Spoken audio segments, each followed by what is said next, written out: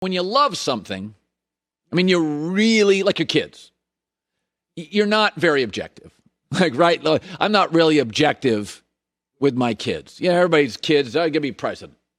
Maybe of a frat house, but they'll be president, right? And it's the same with football. We love football. We bet football. We watch football. You know, the old saying about the NBA, and even Adam Silver and the late David Stern know this. It's a great story league. People don't really watch the games. Look at 2 million, 1 million people. But it's a great story league. The NFL is the sport we watch. We watch bad teams. We watch the Cleveland Browns last year. We watch bad. We don't watch bad NBA basketball. We watch bad NFL football. We bet bad NFL football. And so we're so passionate about it that when you make an obvious comment, people get mad at you. People get all fired up. Nobody is objective about it. So this morning, Pro Football Focus says Dak Prescott is a legitimate MVP candidate. Fox Bet has Dak Prescott as an MVP frontrunner over Deshaun Watson, Drew Brees, Carson Wentz, Aaron Rodgers, and Tom Brady. Daniel Jeremiah, one of the smartest guys in the country talking football, former scout, says, my predictions for the season, Dak Prescott MVP. I'm like, wait. He's got an aging offensive line. They lost a Hall of Fame center. Zeke's slightly slower every year. New coach, new system, and Dallas has struggled last several years to beat really, really good teams.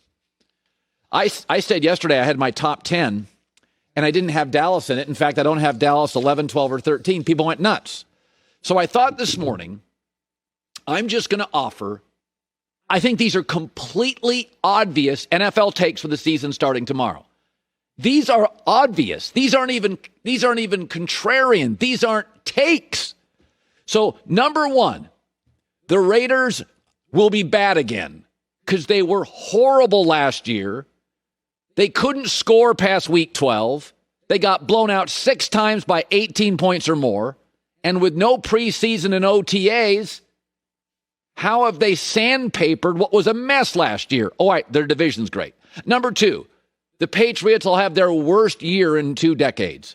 8 players opted out, lost several key free agents, the greatest quarterback left of all time, the best offensive line coach retired, and the division's better. Isn't this obvious? Number 3, Joe Burrow's going to struggle. He's going to get mauled. He's not going to win 5 games. The division's better. The defenses in Pittsburgh, Cleveland up front, and Baltimore are scary.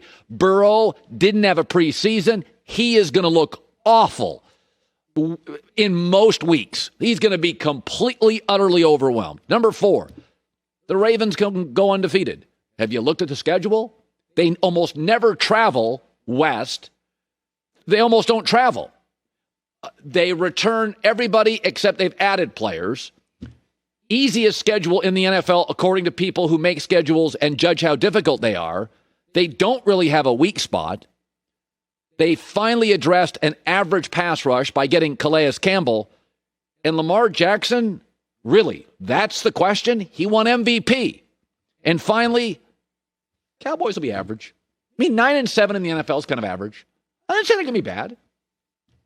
It could be average. Offensive line's getting old, lost a Hall of Famer. Zeke a little slower every year. New coach, new system, no preseason. They got CeeDee Lamb. Since when have great wide receiving cores won the league? Last year, the Rams had a great wide receiving core. They finished 9-7. The Cowboys going to be average. Washington's going to be a better football team. New York should be a better football team. Philadelphia cannot get hurt as much. I went and looked at the Cowboys schedule this morning. You tell me where it's easy. It starts with 3 Super Bowl quarterbacks, Jared Goff, Matt Ryan, and Russell Wilson.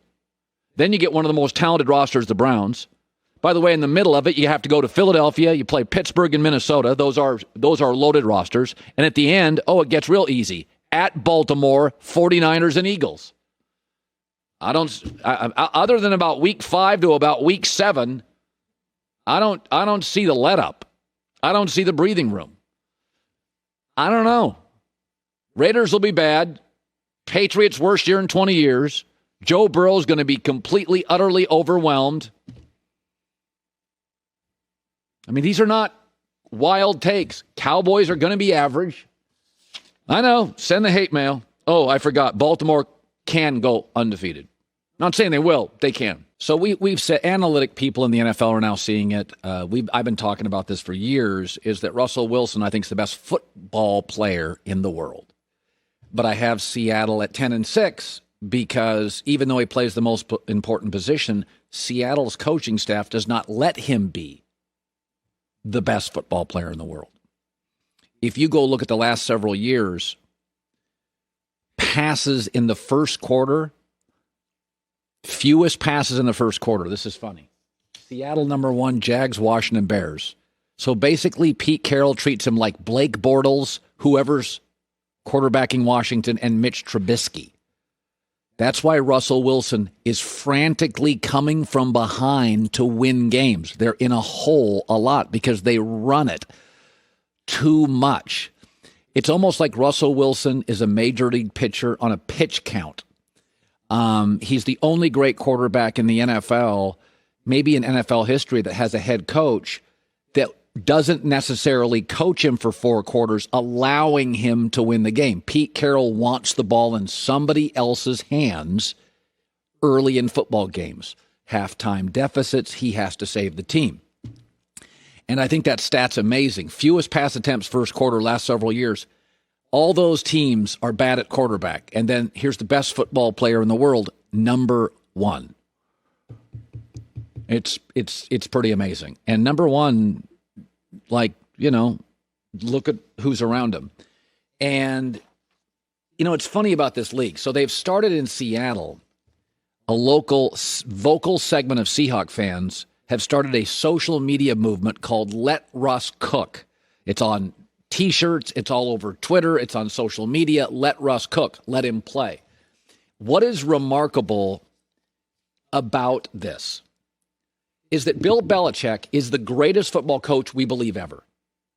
He lost in Cleveland. He lost in New England before Brady, and he'll have his worst team in 20 years this year. When did he win? When he had a great quarterback. Pete Carroll was fired in New England. He was fired with the Jets, and he was 14-18 in Seattle until he got Russell Wilson. And we think Belichick and Pete Carroll may be the best 2 defensive minds in the NFL over the last 15, 20 years. These are great coaches. Belichick's a first ballot Hall of Famer. Pete's going to get a lot of votes for that. So even great coaches, as Herm Edwards always told me, I wouldn't have worked at ESPN had I had a great quarterback. I'd still be coaching.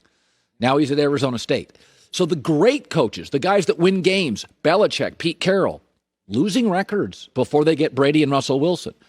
So the fans of Seattle now are seeing something that the analytics are telling you, loudmouths like me are telling you, people are now seeing it, is that let Russ cook. Mahomes, Wentz, Lamar are allowed first play of the game to be themselves. They're not in a hole. You're not handing the ball to people. You want the ball in Wentz's hand, in Mahomes' hand, in Drew Brees' hand. With Russell, he's the only great quarterback in the league. The team takes it away from him, forcing him to make miraculous comebacks, which he often does. But let Russ cook. Finally, people are buying into this thing that we've been on for a couple years here. This is the team. This is the guy. It's not Richard Sherman's great. It wasn't his team. Marshawn Lynch is great. It wasn't his team. Pete Carroll's great. It's not his team. It's Russell's team. Let Russ cook. Hi, everybody. Thanks for watching. Subscribe here to get the latest from the show.